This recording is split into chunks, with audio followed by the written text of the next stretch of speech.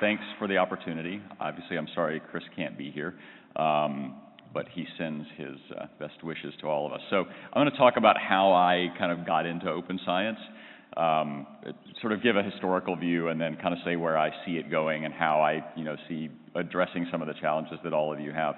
So I kind of get into it from the open source angle. Early in like the 2000s, we were developing, back when I used MATLAB, we were developing tools to work with SPM. This is back before GitHub existed. We had to use SourceForge, which was kind of a nightmare. And this was like MATLAB code that Jeanette Mumford and I wrote that we had posted there. So early on, I was kind of posting code and, experienced all those same issues about worrying that somebody was going to find bugs in it. Ultimately, whenever people found bugs, it was never sort of a shaming experience. It was always a, hey, let me help you out and fix this. And I think that, often that's sort of one of the best outcomes of actually sharing code. If there's something wrong, you kind of want to know. And usually people are pretty cool about helping. So mid-2000s, I started getting concerned about sort of things going on in the imaging world at various levels, some conceptual stuff around reverse inference, some stuff about how people were interpreting things, how they were using region of interest analysis, for example. Then this paper came along. I don't know how many of you know about this.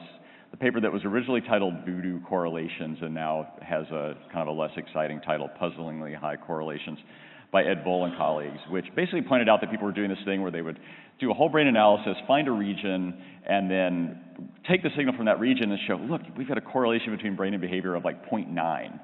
And that, obviously that can't be right, and the reason is that it's because it's circular.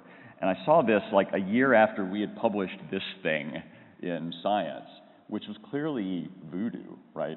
I mean, the effect here we think is real still, but we had done exactly the same thing that he showed in that paper and pointed out, wow, that's a really stupid thing that lots of people have been doing. And so I kind of freaked out and started going back and trying to reanalyze our data to make sure that, working with Jeanette Mumford again, to make sure that what we had written actually held up. And it turns out, obviously it wasn't a correlation of 0.85 when you look at how generalizable it is, but still there was something there. Nonetheless, it kind of really got me concerned about, all the things that we do when we analyze data. And so, I also became increasingly sort of convinced that sort of sunshine is one of the best disinfectants, right?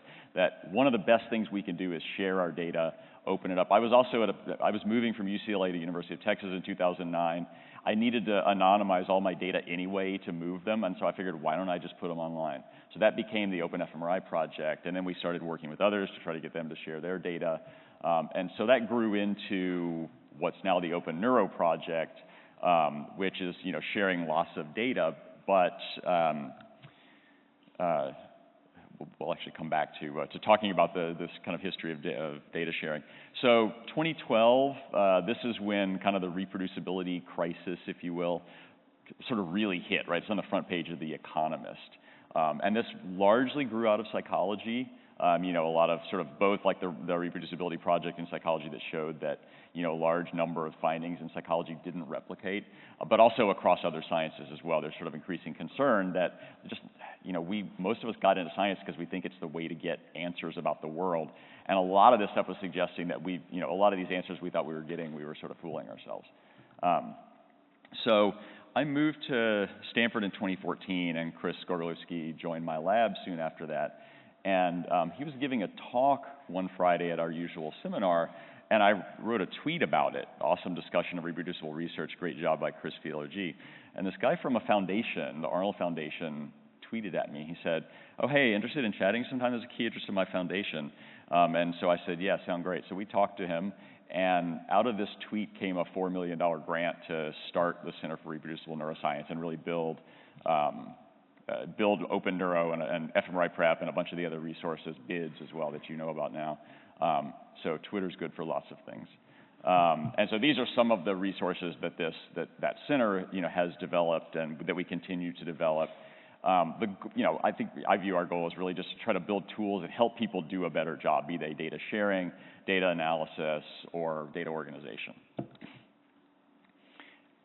Some of you may know this story, some of you certainly don't, that, neuroimaging hasn't always been so open science friendly. So there was actually a really pioneering data sharing effort that started around 2000 by Jack Van Horn, I don't know if Jack's here, and Mike Zaniga at Dartmouth, the fMRI Data Center, right, where they tried to basically get people to share raw fMRI data sets, and actually pushed to a couple journals to basically start requiring data sharing, and people lost their shit.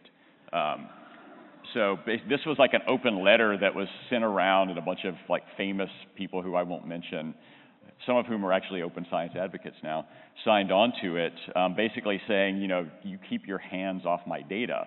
We're particularly concerned with any journal's decision to require all authors of all papers accepted for publication to submit all experimental data. So, look at where we are now, right? Almost tons of people at this conference believe that data sharing is the right thing to do.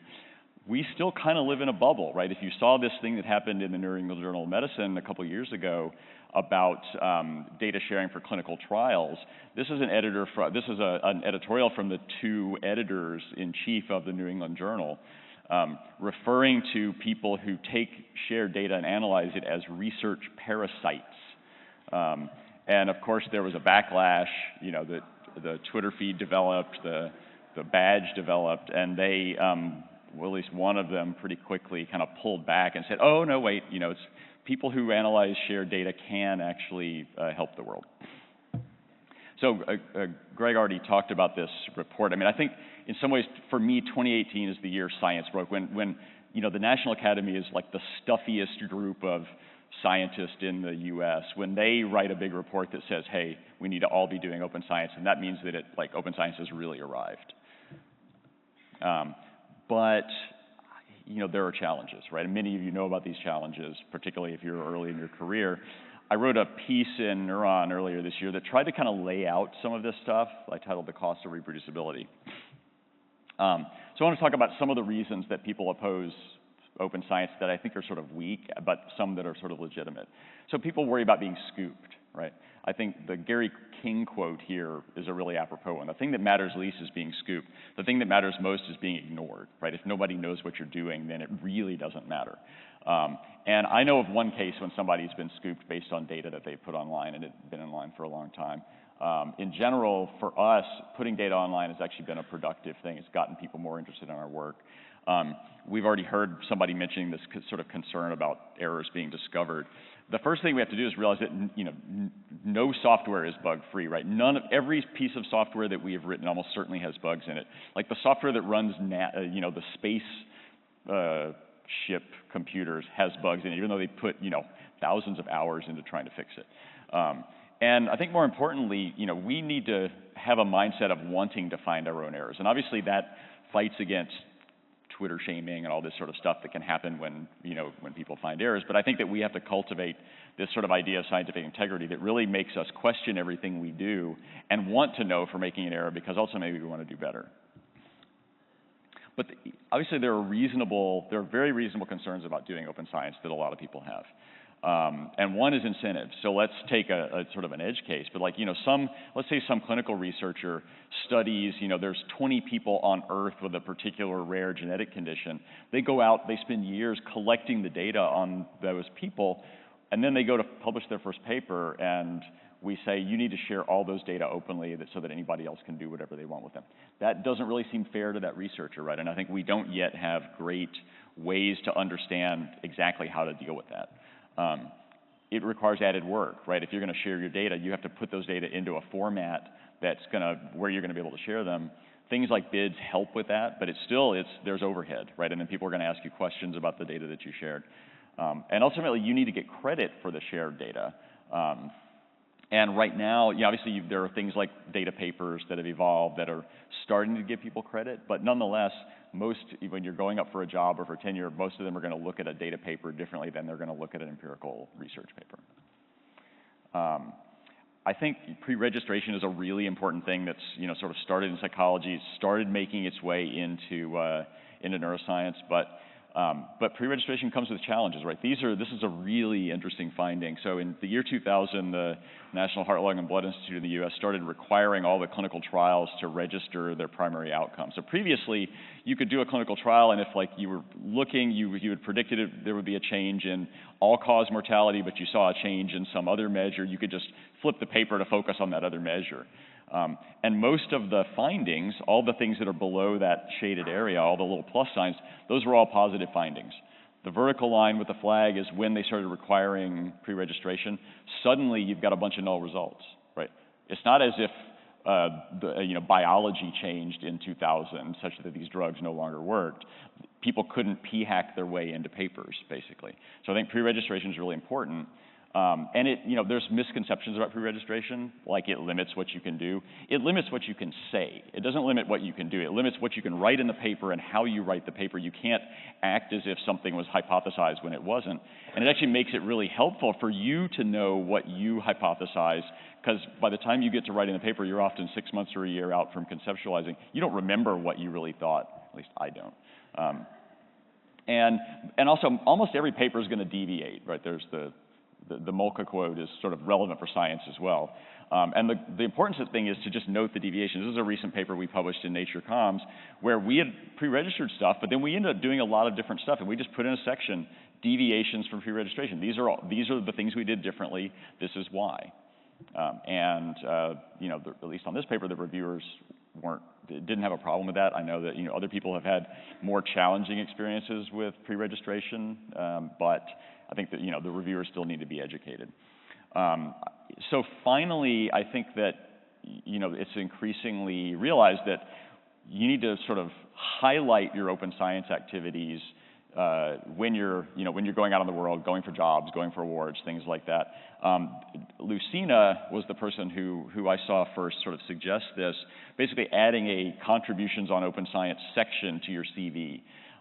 Obviously, different places are going to react differently to that. I think in some, now people who are looking for, for faculty candidates, for example, are sort of increasingly sensitive to these issues.